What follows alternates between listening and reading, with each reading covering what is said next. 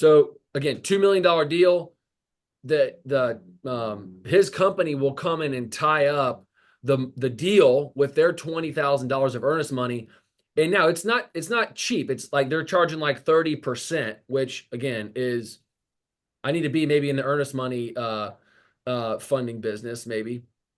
But most importantly, though, what you can do after you tie the deal up, you go to your bank, you're talking about maybe in total cost $6,000. Like, think about that for a second. You can buy a $2 million deal if you do it creatively, the same way that we do all of our properties. Imagine you can tie up a deal for you can own a $2 million property for 6,000 bucks. That's really what it comes down to. 30% of interest on $20,000 of earnest money to tie up a $2 million deal and buy it, especially if you do it creatively, for 6,000 bucks. So in interest, which you can probably have the bank even like pay for that. You can wrap that extra $6,000 into the global mortgage. So I don't know. I actually, when we got off the call the other night, I actually gave Matthew a call directly. I was like, dude, he sent me an email and I'll share it to you with you guys too. But it's really strong. It's like a really strong opportunity, I think. So I think that's pretty cool. All right. Does anybody else? I want to before I had a win, but I want to see if Michael or Griffin or even Zane, anybody had like a win this past week or couple weeks in their real estate, whether it's meeting with the broker, sitting down with a banker. Has anybody had something positive happen that you're like, damn, I got to share this? Well, I'll share. Oh, sorry, Griffin, were you about to go? I was just gonna say it's Yeah. not necessarily a win, but I did go look at a property today. One of my first times doing it, so it was cool finally meeting a broker I've talked to a few times, and he's like might be younger than me, honestly. So it was Nice. cool to meet him. Nice. How did it go? How did it go, Griffin? It was good. We just walked the property and talked about some other deals, and he I don't know, it was cool. Like he shared a lot more information than what he's been able to do, email and over the phone. And he even used a line like, "Yeah, I'm young and hungry," and he could tell I am too. And I don't know, just cool. We had that connection, and he knows that I'm definitely the right guy. I told him to, like some other brokers have like told me to kick rocks when I've sent some offers and stuff or talked about the way we want to buy stuff, but he's just fully on board. And like I said, he's probably maybe 23 years old. Sweet.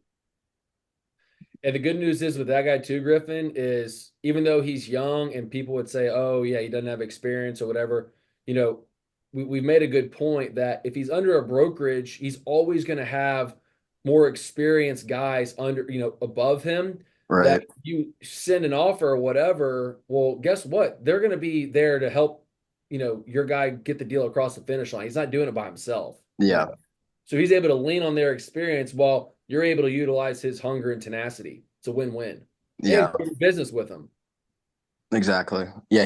He's said a couple of times of like the guy he's working with. So I know he's working with someone. I think he has been a part of a couple other deals too. So I don't think this is like his very first one Yeah. or anything. But Cool.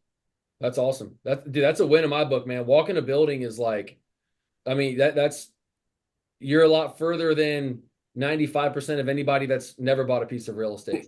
yeah. Let me ask you this too to go a step further. Like, it's is it that overwhelming? Is it that intimidating? Or after you did it, you're like, that wasn't even that hard. Yeah. No, not at all. It wasn't intimidating at all. I mean, I didn't know like every question to ask, but I mean, I figured it's kind of like buying a house. You ask how the roof is, you look around, see if there's anything wrong with it, ask his opinion. I mean, he's there to help.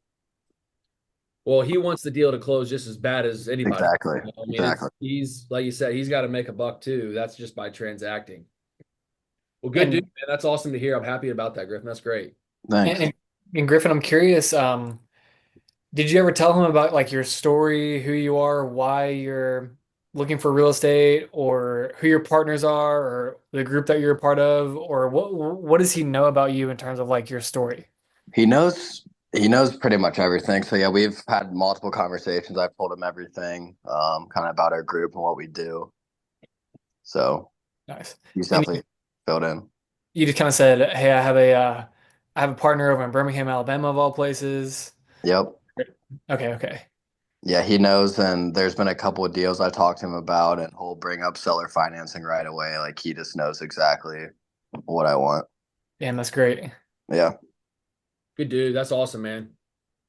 I know it's hard to finally find someone. I had a couple that I liked at the beginning, and then they kind of fell off and kind of hard to reach. But this dude just seems great. Like if I send him a text, he calls me within minutes. He's just like, "Oh, it's easier to call." Like he's just on it. Nice. Yeah, that sounds like a good teammate. Yeah, for sure. Awesome, dude. Yeah, Michael, Rhett, you guys have anything kind of in the pipeline working or any positives from the week or week before? Yeah, I've called a few brokers and set up meetings, What's the and I got one tomorrow.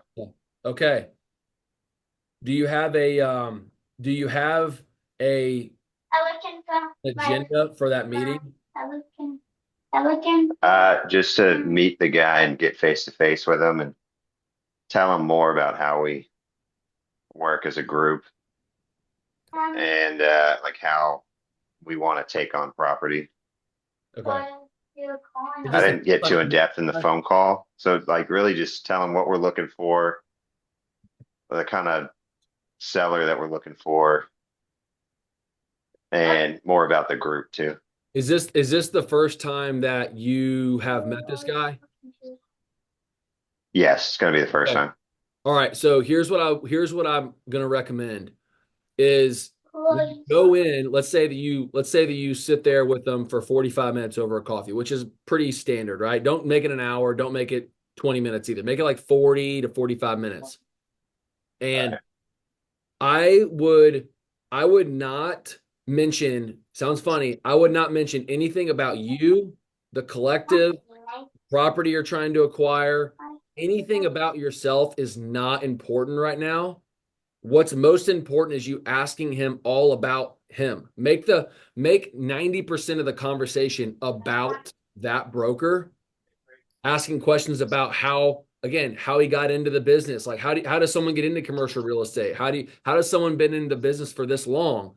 Were you born and raised in this town? Why did and they say, oh no, I'm from Seattle. Oh, well, how can you move from Seattle to here? Or yeah, I am born and raised. Oh, awesome. What made you stay? Right? Asking questions with them. Oh, you have kids. Are they their family, like their family? Do they go to high school? Do they play sports? Like I know it sounds a little ridiculous, but if you get to know them as a person out of the gate, you become a great conversationalist by asking great questions and mirror them. Meaning, if they say something like, yeah, I've got two kids. One's a sophomore in high school. He plays football. The other one's my daughter. She's in sixth grade and she does soccer, whatever. You say, oh, your son plays football. He's a high school football player. Like you just regurgitate what he just said, and the guy's going to expound on, yeah, he's been playing football since he was in fourth grade. He really loves it. That's so Yeah, cool. it's It, echoing, right? it's echoing, yeah, echo or Yeah. mirroring or whatever they call it. Do that Did a you read couple of Never Split the times. Difference? Never split the difference, baby. Exactly. Never split the difference. It's a great book. Yes, it is. Um, I learned that, and it's like what crazy is, and you're not even. It's not like some tactic. You're just actually getting to know that person more. And so what that broker is going to respond is like, this guy is for real. He's not just wanting to transact. He's wanting to develop a relationship, which is really the game. You're asking great questions or whatever, and then eventually he's going to reciprocate it and come back and say, "Well, what about you, man? Like, Michael, what's your story, dude?" And you can say, "Look, I know we're getting short on time. You don't want to make it about you. You want to make it about him. I know we're getting short on time. Very bluntly, though, this is kind of what we do. I'm a part of this group that we own just over 200,000 square feet of just light industrial triple net leased real estate. We focus very specifically on all of our financial or all of our physical metrics. And then you can go a step further, Michael, that I think, and this is for everybody, that I think just adds more weight and validity to what you're saying is after you list out the 10 to 40,000 feet, the clear height, the roll up doors, the distance from the highway, you roll that out. You say, and the reason why we really prefer this style of real estate over all others is because we did some homework and discovered of all the small businesses in the United States between $2 and $10 million generating a gross revenue businesses. There's just over 1.2 million of those businesses in the United States. And that's the largest. We discovered that out of all those businesses, what do they either own or use or rent the most? And it is those four physical attributes of a property. We just want to de-risk the deal as much as possible, make the building as bankable as possible, and then when something goes sideways with the tenant, we can release the space. That's why we focus so much. So you can just basically validate your sophistication, basically. Like, hey, this is what our group does. This is why we buy these buildings, and this is what we're looking for. And then you can say, do you have anything like that fits into that kind of criteria, that that box? He's going to come back and be like, man, that's awesome that you know all that. I don't have anything that fits into that just right off the top of my head. No, no, John, no problem. What do you got? And that's when he's going to be like, well, I do have this, or that. And then you're going to respond with like, well, look, I'm around on Friday morning, actually at like 10 o'clock. What if we went and walked that facility? Bam. Just like that, you just built the rapport with the guy with the first 30 minutes of building a relationship that you're not just trying to transact. You quickly told him your story as to how and to why, because nobody really cares about like our backstory. And then you offered him the opportunity to show us a space that he's already listing. That's just like, I mean, that's just music to that dude's ears, So that's the way that I've discovered to have those initial conversations and dialogues. And nobody in their right mind would say, no, thanks. Nobody would say, no, thanks to that. Does that make sense? Like from 30,000 feet on how you can kind of like work your way into walking a site that maybe you might not be interested in, but you're just building rapport with this dude.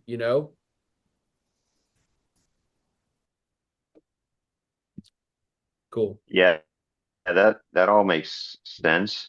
Um, the one thing that I don't know about is that he's pretty new, but he wants to have his like mentor sit in who's been in it for like 25 years. Wait. Okay. I mean, Is that ask those like a questions to both bad of them thing? and just go back and forth. Like just get to know them. Because at Okay. the end of the day, like you don't just want to do a one-off deal. You want them to be like, man, this is another sick ass building. I got to send this to Michael. Like you want to be top of mind when they have that one deal that comes across, they know who they're calling and it's you. You know what I mean? So Yeah. I'll say this too. I had a really I went and walked a building today, and I just want to make this very like kind of cool and clear that how easy it is, not easy, but how not difficult it is to actually be able to go walk a site. Like I went, so a guy that we work with, the last football game of the year was that he had a tailgate party, didn't even go into the game, but my wife and I brought my kids, we went to the game, or we went to the tailgate. Some one-off residential real estate agent was there. We just started talking. I was asking her about what she does, just like anybody else. And she's like, are you looking to buy, sell? I was like, honestly, I'm looking to buy something in commercial. I don't really buy anything in residential. She's like, oh my God, that's so cool. I don't really know a lot of people in commercial. I said, well, who do you run with that's in commercial in your office? Like, who's your go-to? And she's like, oh, this Libby.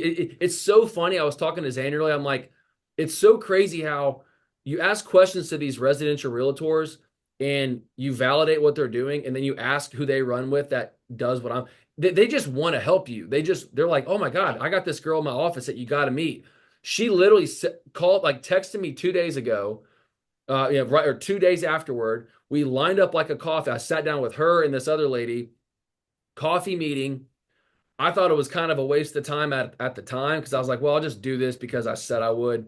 Met her. The broker was pretty sharp. And she's like, me and this other guy, we just started this new commercial real estate brokerage downtown. We just redeveloped this site. I actually walked it the other week. And she's like, you should come meet my partner. And his partner's name was Rich, and he's in town. And I was like, all right, yeah, let's do it. She's like, he's a no nonsense guy, like straight to the point. I was like, perfect. That's exactly how I am. So we set up another meeting. Again, I'm not normally like a back-to-back meeting guy, but I did it anyway because I did it. Sat down, met this guy. We kind of felt each other out. He told me some stuff. I told him some stuff. And he's like, I got a site actually down the street. If we just put it up on the market. It's not really listed yet, but we just got the listing. if you want to go walk it next week. And I was like, yeah, I do. After I kind of told him what I was doing. And so we was 45,000 square feet, South Birmingham. And I'm probably going to put an offer on it tomorrow. Like I got to run the numbers a little bit stronger tonight, a little tighter tonight, but I might just make an offer. And I walked the building with them. We saw some things that need to be improved, figuring out what the lease is over there, what we can rent it for over there. Figuring out, I asked them straight up and down, I was like, is this seller, motivated? Like, what's the sitch? And I already said, look, if I'm going to make an offer on this, Rich, guys got to be one to leave money in the deal. And he said they actually were going to ask you if they could leave money in the deal. So I was like, well, perfect. That sounds like a match made in heaven. So I was like, if that's the case, to be in a deal for no money, well, that's what we're all chasing. So uh, I say all that to be, I don't think it's that difficult. We just have to get out of our comfort zone to go and just like do stuff that sometimes you're like, okay, I'm gonna go get this meeting that I really don't think is worth it. But I did it anyway, met somebody else. And then on top of it, after I met that guy, I texted a couple of my other broker buds and I said, hey, do you know this Rich guy? And I got like 3 different people responding, oh my God, Rich is like the best. He's like a brother to me. If you want something done in town. So I did some more homework on him. He ends up being like he worked for he was like broker of the year like 6 years in a row with this other brokerage before he started his own brokerage, like total happenstance, just by being up front. And then of course I shot a text back to that initial realtor. I've shared her contact with 3 different people already just to like reciprocate thankfulness. And I don't know, I mean, I hope something comes in with that girl, but I mean, I'm going to make an offer on a $2.5 million building tomorrow off of something that I met with the girl 3 weeks ago that I was just trying to be nice, you know? So you just never know what's going to happen. You just never know. So being out and about and letting people know what you do and asking who they're running with, their brokers, bam, bam, bam. What do you know? Walking sites with people that you hadn't even known 3 weeks ago. So that was my win, I would say, for last week. Anybody else got anything else? I guess we can kind of start. I know there's Richard. I don't know if maybe we wanted to go over, your deal. I think I saw an email pop up yesterday or today on if you're not opposed to it, Richard. Does anybody else before we kind of jump ship and go to the next thing, does anybody else kind of have like a thought on that or a question about it or anything else in between? I don't want to just jump too quickly. Cool. All right. Like I said, I don't want to just be up here like, as a preacher, but anything that anyone has on their mind, of course, I'm wide open to it. So yeah, Richard, if you're not opposed to that, how about this? Can you give, if you're not opposed to it, are you good with talking about this deal? Okay. Yeah, absolutely. Yeah, it'd be Give us great. kind of give us kind of the backstory and I can pull up some emails while you're talking. That way everyone can get an idea of how you got it, what it's looked like and where we're at right now. Yeah. So, first of all, I got to say Zane's been a huge help. So have you, Nolan. Awesome. Both you guys have been really great so far, and I expect nothing else going forward. So, pretty exciting. I'm still brand new, like maybe some of the other guys on the call, but I've made 2 offers in the last couple of weeks. I found out today, Zane, the other one that I sent, the second one, they rejected the offer, but that's okay because they're not interested in seller financing. But like you said yesterday, hey, getting some reps. And we're not going to get them all, but this one that we're talking about now is in Dahlonega, Georgia. It's a 40,000 square foot place. Got introduced. The way I got introduced to this broker is I have a real estate agent in my office or in my neighborhood, residential real estate agent, and just following the plan here, just like Nolan's been talking about. Told him what we're looking to do. He introduced me to a commercial broker that he knew who really was kind of really well established. He introduced me to another guy who introduced me to another guy. That's how I got to this young broker. And the 2 young brokers are in the same office. One's representing the seller and the other one's representing us. And so it's a brand spanking new building. It's absolutely beautiful. The first day I went out and walked the property, I met both brokers there, the seller and the guy that's working with me. And before those guys showed up, I got there early. The developer was there, the guy that actually built the building, and I got to talking to him about what we were doing. And he offered to introduce me to the ladies who's in charge in the county there of approving all the real estate. And just a great connection to make there. I haven't made that connection yet, but I anticipate doing that.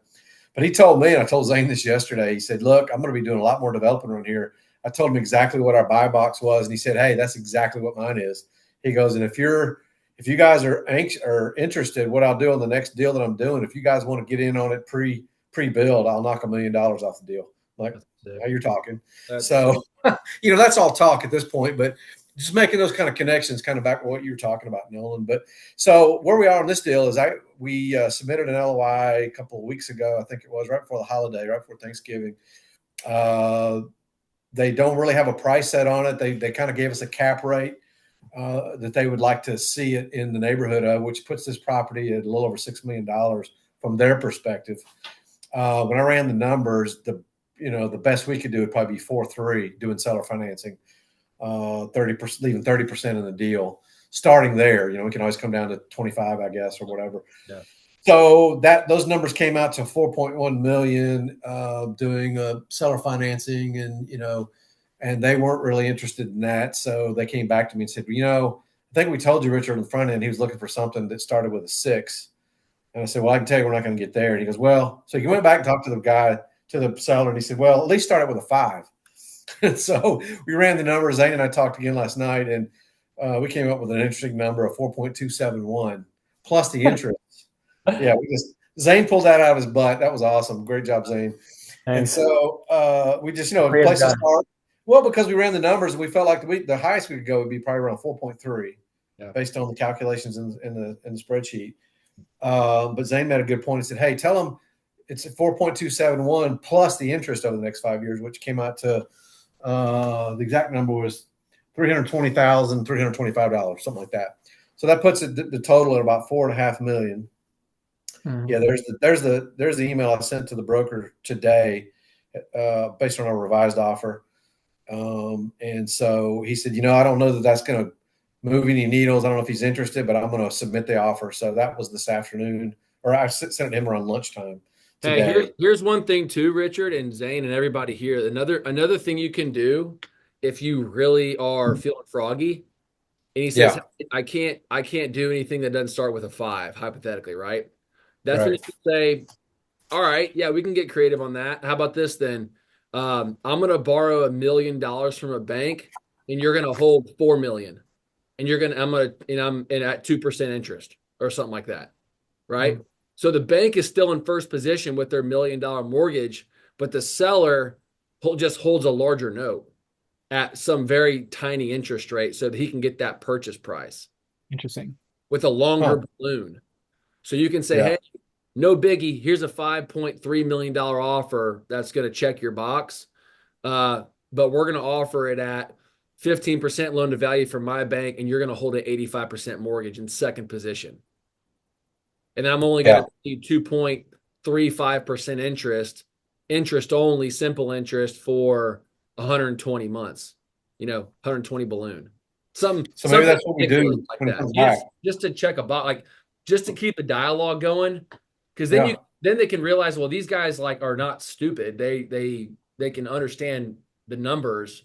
Yeah. But then they got to realize too, man, maybe these guys are actually offering me something pretty good deal out of the gate in that 4 range.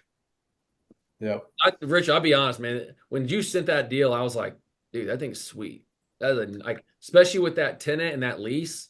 Oh man. Yeah. So that was what really got all of us excited is we found out it was already leased up. There's a huge, what do they do? I think they do solar panels. They're a German company, but they're huge in Europe and here in the U.S. They're not only leasing this 40,000 square foot property, but they're also building a 200-something thousand square foot property themselves right across the street. I think the lease was 10 years with 2 or 3 5-year renewal options. There's a 4 or 5% bump every year on the renewal. So it's at $11 per square foot. This is a really, the numbers really look good. Yeah. Just the seller financing, I'm not sure if this seller is going to be interested or not. But I like your idea you just mentioned, Nolan.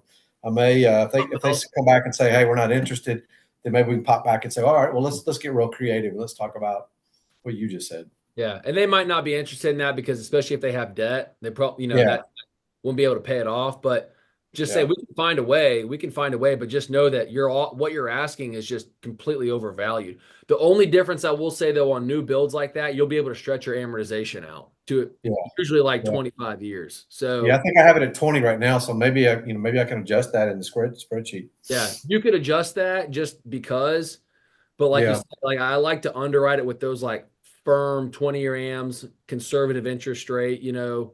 because if you dial it, if you get the deal at where it checks those financial boxes, and then you get better terms, well, then the deal just gets even sweeter. Yeah. Yeah. And here's another question for you, Nolan. So Yeah. when Richard and I were talking last night, we were talking about how one broker that I talked to that was apparently very successful and sold a big portfolio of buildings to a fund said that he sold it specifically to that fund and presented it to them first because the fund offered to pay him an extra percentage point in commission. So I was wondering, and Richard and I were both wondering, if it was possible to wrap the extra point in commission into the mortgage and say, like, hey, Mr. Broker, nice to meet you. If you want to, if you want to send me deals first, we'll pay you an extra percentage point on whatever deal you send us if we buy it. And then that way they're incentivized to, send us deals first. Yeah, that's not a bad idea, but the best news about that idea is you're not paying that commission. The seller is. So all you need to do is in your LOI is just say, "Hey, I'm paying my buying broker 4%, not 3%." And when they agree to that in contract, well, then guess what? They're paying it, not you. And so that's assuming that the seller's gonna accept that on the LOI Yeah, or yeah, purchase agreement. yeah. You Yeah. can put it on there. Yeah, I mean that'd be awesome if they could. That's a pretty fair offer, really, too, because then at that point, even if he doesn't get it, you still got the deal in front of you. Oh, true. Yeah. That's right. That's right. Still got the That's a great deal. way Like to. you say, hey, for any deal that you send me, I will always pay you an extra percentage. Like, well, I'll always go to bat for you to get an extra percentage of commission. And they're like, oh my God. And then you just put that on the LOI, and then not every time, but sometimes those guys will overlook that. And then what do you know? They agreed to it and they got to pay a little bit extra out of pocket, and you are first dibs on that deal. That's not a bad idea. Yeah. That comes That's down the other to thing on this relationship, deal. though. That's that Sorry, relationship no. built with that, though. Hey, the other thing on this deal is I was the first potential buyer to see this property. First one to put an LOI on it. So they may be wanting to just tell me to kick rocks right now until they see what else comes in. And Yeah. like Zane was saying last night, they may not get anything better, or maybe our terms might be a little better. You never know. So it's not dead yet. We'll see what they say, and then we can always come back with these ideas you just mentioned, especially Yeah, about yeah. It never nothing ever happens overnight. You know how it goes, especially in right. commercial real estate. I feel like it never happens overnight. So I would say let this guy, especially at this time of year too, I would be Yeah, shocked if they get any traction or any, movement on over the next 3 to 4 weeks. But right.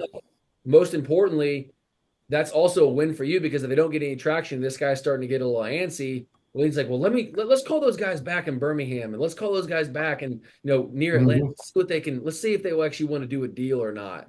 And then what do you know? Your offer just dropped another 150 grand. That's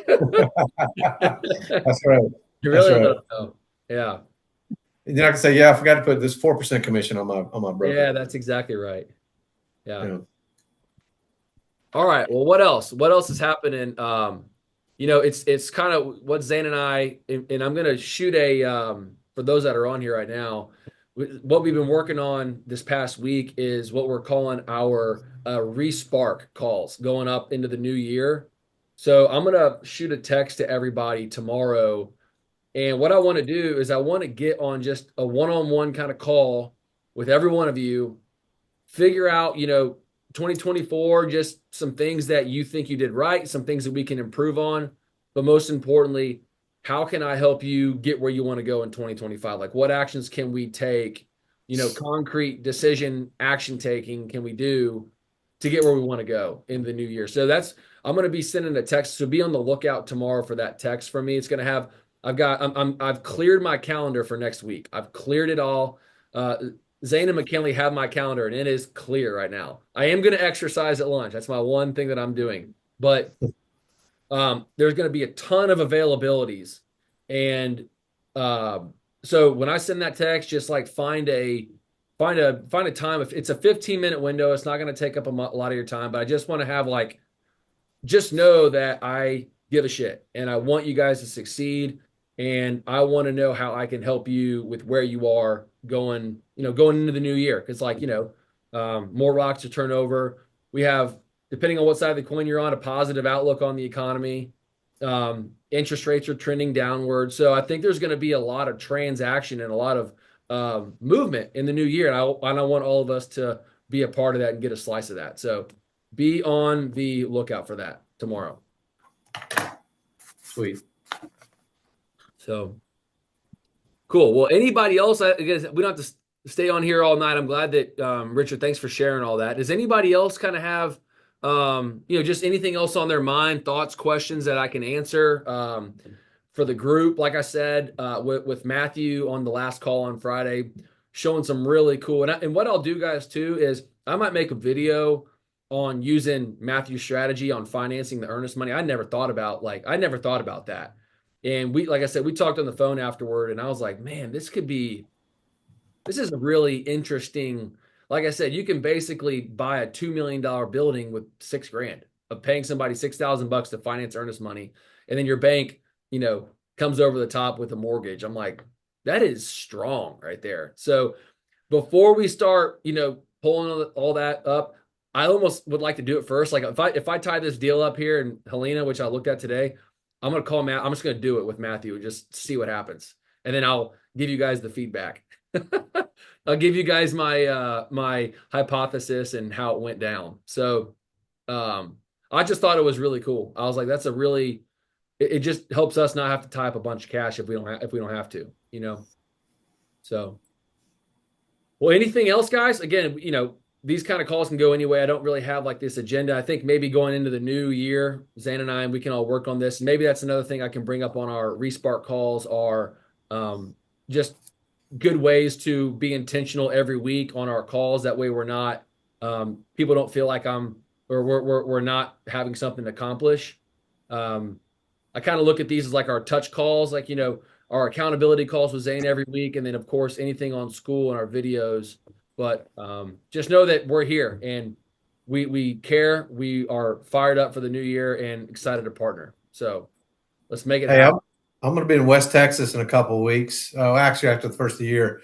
And so what I'm reminded of is that call we had, I don't know, about a month ago with the guy that's doing the oil stuff out there in Texas. And I've been watching that Landman series on whatever Prime, whatever that is. So every time I see that, I keep thinking, I'm like, dude, I got to get in the oil business. Got to get in it. Yes. That would be fun. So I want to come back when we talk on our goals. I want to talk about how to get into that. But this earnest money thing, that's just access to more deals. It just makes it that much easier. It does. It totally does. It creates so much more fluidity when something comes up. It's like, well, awesome. That means we don't have to come out of pocket 30 grand. You don't have to come out of pocket 75 grand. Like it's knocking down barriers. It can get expensive out of the gate, but it's like, man, wait a minute. You can start tying up a lot of deals without any of your own money. So it kind of just goes a little bit further with what we're all trying to accomplish is buy these buildings with no money. And it excites me. I'm really excited. Like I said, I'm going to keep uncovering that, do some more homework and studying on what Matthew, get on another call with him. And then as I kind of build out a good foundation for that, I'll share it with you guys and let you know what the ropes are and how simple or how difficult it is once I do it with them. Sweet. Thanks. Anybody else got anything else before we get out of here? I got one last question. Yeah, man. Yeah, of course. So, like, if we're doing seller financing, like you just mentioned, like 30 grand, 75 grand, I know it can depend on the deal. What's like the breakdown of the money that is coming out of pocket, even with seller financing? So let's say it's $1 million building and you need to put up 1% of earnest money. Sometimes it's 2%. So let's be really conservative and say 2% of earnest money. So $1 million building, you have to come out of pocket of $20,000. Okay. That means that the bank is going to show up on that deal with $750,000 with a $750,000 mortgage, right? So I'll just share my screen so we can all see it. So like $1 million deal, That means the bank is going to show up with a $750,000 senior loan, right? Your earnest money out of the gate is going to be, let's say, $20,000. Your second position mortgage would be 250,000, right? That's what the seller's leaving in the deal. Is that what you're asking? So what amount of money do you need to come to close with? Correct. I mean, dude, like I told you, the goldenrod deal, I got paid at closing. I got paid $7,100 to close that deal. Yeah, So, that's wild. which is wild, yeah. So this is a very conservative. I mean, leasing commissions, that's not accurate on this deal. Interest. I mean, this is a very bloated estimated buyer settlement statement on your own pro forma. But if Matthew's team is financing you the earnest money, right? So that means that the bank is going to actually going to give you a loan of $740,000, right? Hmm. So the seller and well, I take that back. I'm sorry. You tell the bank that they're going to write you a check for 750 and they'll reimburse the 700,000 or the $10,000 earnest money. So you get a global. So yeah. So I'm trying to think about how I can word this. The only out of pocket cost is $3,000, which is the 30% of interest on or I guess if it's $20,000. I keep losing my train of thought. So sorry. If it's $20,000 of earnest money, and it's 30% to use their money, that means it's $6,000 of interest on the earnest money, right? Okay. So at closing, the bank shows up with 75%, the seller shows up with the 25%, making it 100,000 or $1 million. And the only thing you're coming out of pocket at that point would be for the $6,000 fee to the earnest money company. And if you just hypothetically weren't using an earnest money company, for example, and you just happen to have $20,000 in cash, you could put it down, and then when you at closing, the bank would go and reimburse you for that, and you would get it back in your pocket. Is that correct? Yeah, you can negotiate that. Sometimes the banks will just the last deal that I did, I just got a $10,000 less mortgage. So instead of getting a $750,000 mortgage, I got a $740,000 mortgage. And I left the $10,000 earnest money in the deal, basically. Do you prefer that, or would you have rather just got it back? Or does it not really matter? Uh, that deal was unique. Again, the seller again left money in the deal. I got a check at closing for like $7,100. Now it really wasn't mine. It was the bank, or it was Uncle Sam's for property taxes essentially. Hmm. But I still got a check, I guess. But I've already wrote that check to the government. It's actually a little bit less than that, but I mean, I just look at it, less money in a deal, the better. I mean, am I crazy by thinking that? No, 100%. That's why I was Like, kind of just curious, like what all yeah, does. if I put up earnest money of 20 grand of my own money, and then I go to the bank and say, "Hey, I would like a mortgage for that 20,000." They reimburse me the 20 at closing. That's a good deal right there, right? Like I look at Yeah. that if you can reimburse it, but if you got to leave the earnest money in the deal, then I think using somebody else's money is a no-brainer. Mhm. Right. Yeah. Or Yeah. pulling out of your life insurance policy, right? I'd rather pay a fee than let my money stop growing in whatever account that it's in, or tie it up in something and be in a spot where, um, earnest money goes hard or something goes sideways. I'd rather be somebody else's money. Oh, what did you say, Richard, a second ago? Well, the original thought was pull out of your life insurance policy, right? Pay it back that way. That's how There I is do it now. That's exactly how I do it now. Yeah. I mean, I just take policy loans. I used to do it where I'd buy houses with policy loans. Now I just take policy loans for earnest money. And then when we go and close deals, I just put it back in there. And now you have another option with this earnest money company. You can say which one's going to work better in this situation. Yeah, which one's more efficient? And you can get that's getting really into the weeds on like the math, like saving a dollar here or there. Yeah. But again, you're not wrong. I mean, it's literally just you can use the insurance company's money to tie the deal up, or you can use this other guy's money, Matthew's money, to tie the deal up. Then it just comes down to a question like, okay, which is more efficient? Can I take the insurance company's money to go invest in another deal? There's just, there's quote unquote infinite ways to use it, really. I just Other people's money, OPM, right? OPM nailed it 100%. Yeah. Does that make sense though, Griffin? Does that answer your question? No, yeah, definitely. Thank you. Okay, cool. Cool. All right, y'all. Well, I appreciate everyone making it on tonight. Like I said, we're anybody need anything around, just be on the lookout tomorrow for my text. I'm calling it our 2025 re-spark call. Just getting ready for the new year, dialing it in. I know things can be a little slow right now, or some people could be gangbuster to the finish, especially if you're trying to hit a quota or some type of sale by the end of the year. So um, I'm gonna send my Calendly. So just find a time that works. I've completely opened up my calendar for next week. We want you to succeed. We want to partner with you. We're excited about where things are headed. So I think our agenda on these calls are going to be really good. I think Zane and I have been really working on um, just ways to reflect on 2024, but most importantly, create an infrastructure for success in 2025. So, sound good, everyone? Yep. Sounds good. Thank you. Awesome. All right, Thank y'all. you. Well, have a great night. I'm going to be on. I haven't looked at the calendar yet for all the times and stuff, but um, the closer we are to Christmas, I'll just be in contact on like where we are for calls around Christmas time. Okay. Sweet. Sounds good. Cool. Awesome. All right, y'all. Have a good evening. Appreciate everyone making it tonight. See you. Yeah. See ya. See ya.